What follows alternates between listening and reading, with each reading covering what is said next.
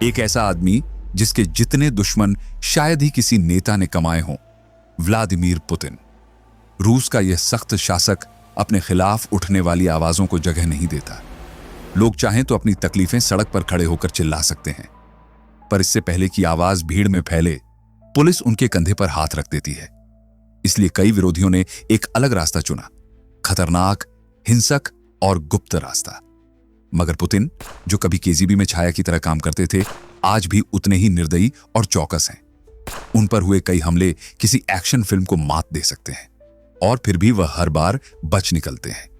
उनकी कहानी किसी चुनाव से नहीं, बल्कि 1999 में शुरू होती है, जब रूस के पहले लोकतांत्रिक राष्ट्रपति माने जाने वाले बोरिस येल्त्सिन ने उन्हें प्रधानमंत्री की कुर्सी सौंप दी। थोड़े ही वक्त बाद येल्त्सिन हट गए और पुतिन रूस के नए राष्ट्रपति बन बैठे। उस दिन से आज तक वो कभी राष्ट्रपति, कभी प्रधानमंत्री, लेकिन असल सत्ता हमेशा उनके हाथ में रही। 3 से ज्यादा दशकों का यह सफर रूस को और सख्त और बंद और डरावना बनाता गया। कानूनों को तोड़ा मरोड़ा गया ताकि वह 2036 तक सत्ता में रह सके, और अगर हालात बिगड़े तो एक स्थायी आपातकाल का रास्ता भी हमेशा खुला है। रूस कहने को एक लोकतंत्र है, वोटिंग होती है, बैलेट बॉक्स लगते हैं, पर आज के समय में कौन भरोसा करे? जो सरकार के खिलाफ खड़ा होता है, विरोधी नेता, बिजनेसमैन या कोई पत्रकार, उस पर कभी भ्रष्टाचार का केस लगाया जाता है, कभी देशद्रोह का, और अगर कानून में कुछ नहीं मिलता तो खेल और खतरनाक हो जाता है। जहर, यह वह तरीका है जो पुतिन के राज्य में बार बार सामने आया। 2006 में उनके कड़े आलोचक अलेक्जेंडर लिट्विनेंको को पोलोनियम मिलाकर मार दिया गया। फिर 2018 में ब्रिटेन में एक डबल एजेंट और उसकी बेटी को नर्व एजेंट से निशाना बनाया गया। दोनों बच तो गए, लेकिन दुनिया को समझ आ गया कि रूस की नाराजगी सीमाएं नहीं देखती। पुतिन के लोग जहां चाहें, जिसको चाहें, चुप कराने पहुंच जाते हैं। लेकिन असली दिलचस्पी यह है कि इतने हमलों के बावजूद पुतिन को निशाना बनाना आसान क्यों नहीं? वजह है उनकी परछाई जैसी सिक्योरिटी और उनकी अपनी आदत, सार्वजनिक जगहों से दूरी। वो बहुत कम दिखाई देते हैं। बैठकों में भी सामने बैठा शख्स 10-20 फीट दूर होता है। और यह सब यूं ही नहीं है। सोवियत जमाने में सत्ता बदलने के कई किस्से खून से लिखे गए थे। लोग मजाक करते थे, अगर न्यूज की जगह स्वान लेक चलने लगे तो समझ जाओ ऊपर कुछ बड़ा हो गया है। पुतिन भी उसी दौर की रणनीति लेकर चले हैं। बस फर्क इतना है कि अब खेल ज्यादा आधुनिक और ज्यादा खतरनाक है। एक कमरे में बैठकर कोई फुसफुसाता है, हम उसे रोक नहीं सकते। दूसरा जवाब देता है, यह रूस है, यहां सत्ता इंसान नहीं छोड़ता, इंसान को छोड़नी पड़ती है। और बाहर दुनिया देख रही है कि कैसे शिकारी कभी कभी खुद भी शिकार बन जाता है। बस फर्क इतना है कि पुतिन अभी भी इस शिकारगाह के सबसे खतरनाक खिलाड़ी हैं। अब असली सवाल यही उठता है, हमें आखिर यह सब कैसे पता चला कि पुतिन के जीवन पर इतने हमले हुए? जवाब थोड़ा अप्रत्याशित है। 2 बार ऑस्कर जीत चुके और उतने ही विवादों में रहने वाले फिल्म मेकर ऑलिवर स्टोन को 2017 में पुतिन का इंटरव्यू करने का मौका मिला। बातचीत के दौरान स्टोन ने ऐसे ही कैजुअली कह दिया, सुना है आप 5 बार मौत के करीब पहुंचे। कमरे में सेकंड भर को सन्नाटा छा गया। पुतिन का चेहरा वैसा ही ठंडा रहा, पर इतना साफ था कि यह बात वो दुनिया को बताने के मूड में नहीं थे। फिर भी स्टोन पर किसी खास एजेंसी का हाथ नहीं पड़ा। हां, बस इतना जरूर हुआ कि उनके बाद किसी पत्रकार ने इंटरव्यू लेने की हिम्मत थोड़ी कम दिखाई। लेकिन कहानी तो उससे कहीं गहरी है। 20 साल से ज्यादा समय में पुतिन इतने हमलों से बचे हैं कि जैसे किस्मत खुद उनकी बॉडीगार्ड बन गई हो। सब कुछ शुरू हुआ फरवरी 2000 से। पुतिन ने अभी अभी सत्ता संभाली थी और सेंट पीटर्सबर्ग के पूर्व मेयर अनातोली सोबचक के अंतिम संस्कार में शामिल थे। अचानक सुरक्षा टीम में हलचल मची। किसी अज्ञात खतरे ने उन्हें घेर लिया था। विवरण कभी सार्वजनिक नहीं हुए क्योंकि पुतिन के संसार में राज ही हथियार हैं। लेकिन इतना साफ था कि हमला एकलौता नहीं था। बाद में जब मीडिया ने पूछा तो फेडरल गार्ड सर्विस के प्रवक्ता ने बस इतना कहा, हम जानते हैं किसने किया है। यह वाक्य जितना छोटा था उतना ही खतरनाक, क्योंकि इसका मतलब था कि पर्दे के पीछे कोई संगठित ताकत काम कर रही थी। इसके बाद हमले का इंतजार ज्यादा लंबा नहीं रहा। उसी साल अगस्त में याल्टा में पूर्व सोवियत देशों की एक बड़ी बैठक चल रही थी। माहौल पहले से ही तनावपूर्ण था। कई देशों को डर था कि रूस अपने पुराने प्रभाव क्षेत्रों पर फिर कब्जा जमाने की कोशिश में है और उसी दौरान एक और हत्या की कोशिश हुई। खबर बाहर आने में हफ्तों लग गए और तब पता चला कि निशाना पुतिन ही थे। जब जांच खुली तो सबके पैरों तले जमीन खिसक गई। 4 चेचेन संदिग्ध पकड़े गए और उनके साथ कुछ मध्य पूर्वी नागरिक भी। मामला इतना संवेदनशील था कि डॉक्यूमेंट तुरंत क्लासिफाइड मुहर के नीचे दफन कर दिए गए। कहानी बस यहीं तक आई। साजिशकर्ताओं को घटना से पहले ही रोक लिया गया था। लेकिन किस्मत हमेशा सुरक्षा एजेंसियों की सहेली नहीं होती। आगे की साजिशें ज्यादा चालाक, ज्यादा अंतरराष्ट्रीय और ज्यादा चौंकाने वाली निकली। रूस की सुरक्षा सेवाएं जितना छिपाना चाहें, दुनिया उतना ही अंदाज लगा लेती है और जनवरी 2002 इसका सबसे बड़ा सबूत बन गया। पुतिन को अजरबैजान के आधिकारिक दौरे पर जाना था। वह पहुंचे नहीं थे, लेकिन उनकी सुरक्षा टीम पहले ही तैनात थी। और दिलचस्प बात यह कि उन्हें अजरबैजानी सुरक्षा एजेंसियों से भी ज्यादा जानकारी मिल चुकी थी। अजरबैजान के नेताओं को यही बात सबसे ज्यादा डरा रही थी। रूस हमारे बारे में इतना कैसे जानता है? जवाब खोजने का समय नहीं था, क्योंकि श्रीमान राष्ट्रपति पर तीसरी बार कहर टूटने वाला था। जांच ने एक इराकी नागरिक को पकड़ा और खुलासा हुआ कि वह चेचेन उग्रवादियों और अफगान एजेंटों के साथ मिलकर एक बड़े विस्फोट की योजना बना रहा था। ऐसा विस्फोट जो पुतिन के आगमन पर विनाश मचा सके। एक डायलॉग जो उसी गोपनीय बैठक में सुनाई दिया आज भी अफवाहों में जिंदा है। अजरबैजानी अधिकारी: तो यह सिर्फ हमारा मामला नहीं था। रूसी सुरक्षा अधिकारी: मामला सीमाओं से बड़ा है और खतरा भी। लेकिन पुतिन की टीम ने एक बार फिर अपने कार्ड पहले खेल दिए। साजिशकर्ता गिरफ्तार हुए, एक को 10 साल की सजा भी मिली और राष्ट्रपति का दौरा बिना किसी अड़चन पूरा हो गया। अजरबैजान की राहत शायद रूस से भी ज्यादा थी, लेकिन हर साजिश किसी जासूसी फिल्म जैसी स्मार्ट नहीं होती। अजरबैजान वाली घटना के सिर्फ 10 महीने बाद एक ऐसा व्यक्ति पुतिन के बेहद करीब पहुंच गया, जिसने अगर कोशिश भी की थी तो वह सिर्फ एक अखबार के मजाकिया कॉलम लायक थी। क्रेमलिन के भीतर एक कार तेजी से घुसी। गार्ड्स संभलते इससे पहले एक आदमी उतरा, इवान जैतसेव, और उसकी मांग: मैं सीधे राष्ट्रपति से बात करना चाहता हूं। शुरू में सुरक्षा को लगा कि यह कोई हताश प्रदर्शनकारी है, लेकिन कहानी पूरी तरह अलग निकली। जैतसेव का दावा था कि वह रूस का असली राष्ट्रपति है, कोई शाही परिवार का छुपा वारिस या सोवियत काल का कोई अनदेखा अधिकारी नहीं। यह बस एक गहरी भ्रम में जी रहा आदमी था। लेकिन यहीं से कहानी अजीब से डरावनी हो गई। जैतसेव को तुरंत पकड़ा गया और उसे मानसिक मूल्यांकन के लिए अस्पताल भेज दिया गया। वहां उसने और भी अटपटे दावे किए कि वह पहले भी पुतिन के करीब पहुंच चुका है, कि पुतिन वास्तव में एक गुप्त नाजी हैं जो रूस को फांसीवादी राज्य बनाना चाहते हैं और कि वह अपने भाई के सिर कलम किए जाने का बदला लेने आया है। उसने यहां तक कहा कि वह एक अंडरकवर जासूस है और पुतिन का सिर ट्रॉफी की तरह ले जाना चाहता था। इन बातों का कोई सबूत नहीं मिला, लेकिन रूसी सुरक्षा का बस एक फैसला था: इसे कभी दोबारा पास मत आने देना। समय बीतता गया और जैसे जैसे पुतिन की पकड़ रूस पर और मजबूत हुई, साजिशें भी अधिक संगठित और खतरनाक होती चली गईं। उसी साल जब पुतिन क्रेमलिन लौट रहे थे, राजमार्ग पर कुछ लोग मिले जो खुद को मजदूर बता रहे थे। वे दावा कर रहे थे कि उन्हें नए साइन बोर्ड लगाने भेजा गया है, पर शहर प्रशासन ने ऐसा कोई आदेश नहीं दिया था। कुछ ही मिनटों में जगह पुलिस से भर गई और जांच में जो मिला उसने सबको ठंडा कर दिया। 40 किलो विस्फोटक। टाइमर इस तरह सेट था कि पुतिन का काफिला गुजरते ही धमाका हो जाता। यह हमला खतरनाक रूप से सफल होने के करीब था, लेकिन फिर भी सरकार ने हमेशा की तरह यही कहा, ऐसा कुछ हुआ ही नहीं। विस्फोटक हट गए, लोग चुप कराए गए और फाइलें सील कर दी गईं, पर खतरा कभी रुका नहीं। जैसे हर साल बारिश आती है, वैसे ही पुतिन पर एक नया हमला। यह रूस में लगभग एक काली परंपरा बनता जा रहा था। लोग मजाक में कहते, यहां साजिशें भी सीजन में आती हैं। 2003 में फिर वही रणनीति अपनाई गई, रोड साइड बम। पर इस बार विस्फोटक उतने कमजोर थे कि शायद फटते भी नहीं। जब मीडिया ने सवाल पूछे तो जवाब परिचित था, नेत, और फिर खामोशी। लेकिन जैसा कि होता है, समय के साथ साजिशकर्ता भी सीखने लगे। 2008 आया। रूस में एक शांत सा दौर था। पुतिन राष्ट्रपति पद छोड़ रहे थे।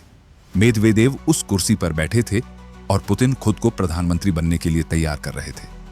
कई लोगों को यह पावर स्विच एक चाल लगा ताकि असली नियंत्रण उन्हीं के हाथ में रहे।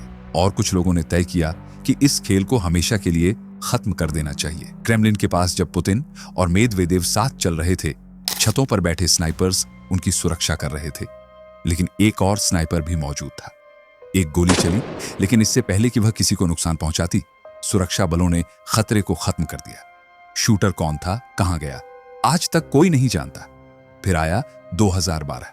पुतिन फिर राष्ट्रपति बन चुके थे, कानून बदल चुके थे और अब वह अनिश्चित काल तक सत्ता में बने रह सकते थे। उन पुराने दुश्मनों ने, चेचेन कट्टरपंथियों ने, यह समझ लिया था कि अब उन पर और भी कड़ा प्रहार होगा। तो उन्होंने फिर वही पुरानी रणनीति दोहराई, सड़क किनारे बम।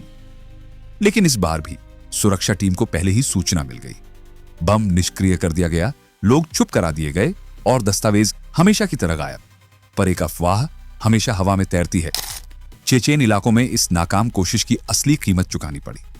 8 से ज्यादा हमले और हर बार नतीजा एक सा, निशाना वही, नतीजा वही। पुतिन बिना खरोंच बच निकलते हैं। तो राज क्या है? कैसे कोई भी हमलावर न उनसे टकरा पाया, न उन्हें छू भी पाया। हर घटना मानो किसी अदृश्य हाथ द्वारा पहले ही काट दी गई हो।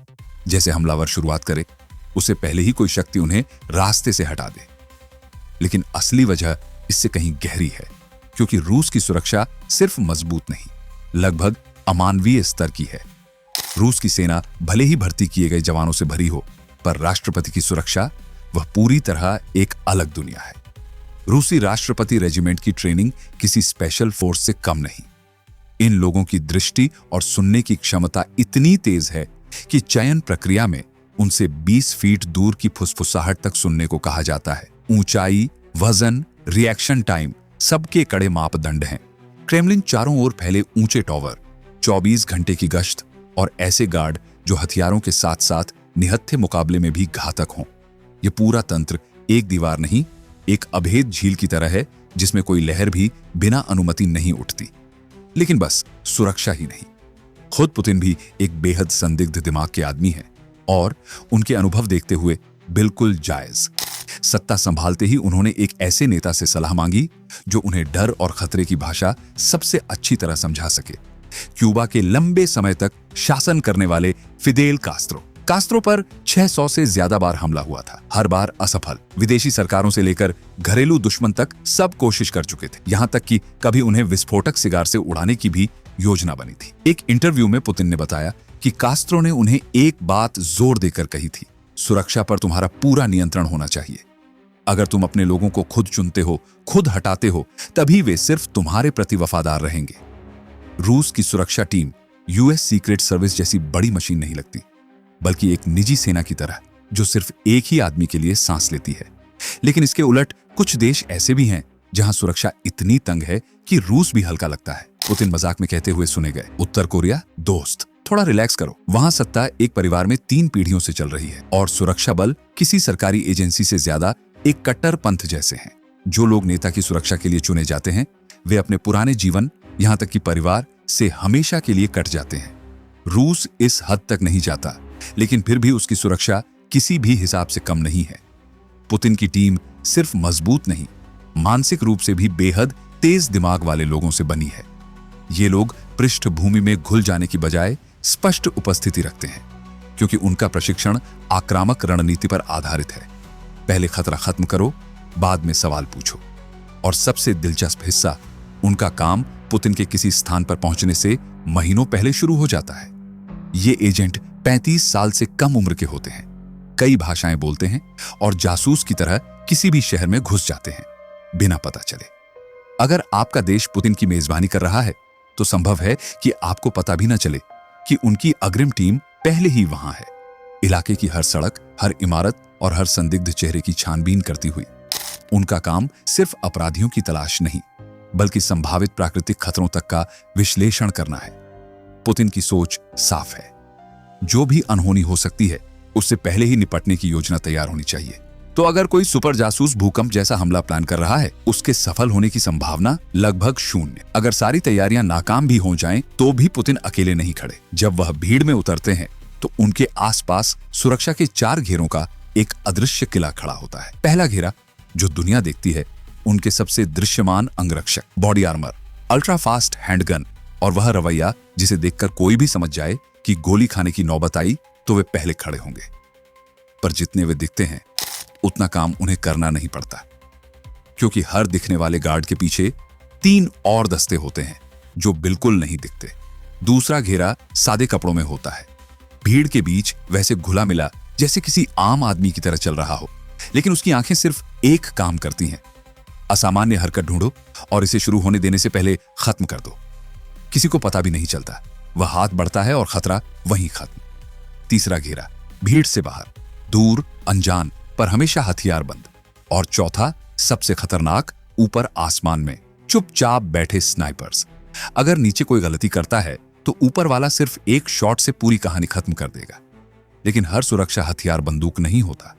पुतिन का सबसे चुपचाप काम करने वाला हथियार है उनकी आईटी टीम। आज के दौर में बम एक बटन दबाकर फटते हैं, ड्रोन हवा में रास्ता ढूंढ लेते हैं और फोन लोकेशन किसी भी नेता की जान ले सकती है। इसलिए पुतिन जहां भी जाते हैं कुछ मिनटों के भीतर वहां एक डिजिटल अंधेरा उतर आता है। Signal jamming, network cut on off, drone detection. लोग कहते हैं यह गोपनीयता का हमला है, लेकिन सुरक्षा अधिकारी कहते हैं अगर यह राष्ट्रपति की जान बचाता है तो यह सिर्फ एक प्रक्रिया है, और अगर कोई बहुत नजदीक आ जाए तो अगला मोर्चा खुलता है, सशस्त्र वाहनों का काफिला। ये सिर्फ कारें नहीं, चलती दीवारें हैं। जरूरत पड़े तो भीड़ को चीरकर रास्ता बनाती है और एक ही पल में पुतिन को किसी भी दिशा में निकाल सकती है। क्रेमलिन के भीतर सुरक्षा का एक और विचित्र लेकिन पुराना हथियार मौजूद है, फूड टेस्टर्स। मध्यकालीन परंपरा, पर आज भी उतनी ही जरूरी। हर भोजन, हर पेय सबसे पहले उन्हें चखना होता है, ताकि मेज पर आने से पहले जहर की कोई संभावना न रहे। अब तक किसी ने पुतिन को खाने के जरिए नुकसान पहुंचाने की कोशिश नहीं की, कम से कम आधिकारिक तौर पर। लेकिन एक और ताकत है जिसकी वजह से पुतिन बार बार बचे हैं, बदले की राजनीति। 2017 में एक चेचेन उग्रवादी एडम ओस्माएव, जिस पर एक पुराने हमले में संलिप्त होने का शक था, यूक्रेन में एक रहस्यमय हमले का शिकार बनता है। उसकी पत्नी की मौके पर मौत हो गई और खुद वह मुश्किल से बचा। सब जानते हैं कि रूस ऐसे मामलों में सार्वजनिक बयान नहीं देता, लेकिन रूस में एक कहावत है, अगर तुमने पुतिन को निशाना बनाया और चूके तो वह नहीं भूलते, कभी नहीं। और इसी कारण अब खतरा पहले से बड़ा है। यूक्रेन पर रूस के आक्रमण ने दुनिया की बातचीत बदल दी है। पहले पुतिन की मौत के बारे में सिर्फ कट्टरपंथी लोग बोलते थे, अब एक अमेरिकी सीनेटर भी खुलकर इस पर चर्चा कर चुका है। देश दूर हो रहे हैं, मीडिया रूस छोड़ रहा है, नेटफ्लिक्स बंद हो चुका है और क्रेमलिन एक बंद किले जैसा बन गया है। पुतिन पहले से कहीं ज्यादा अकेले और पहले से कहीं ज्यादा चौकन्ने।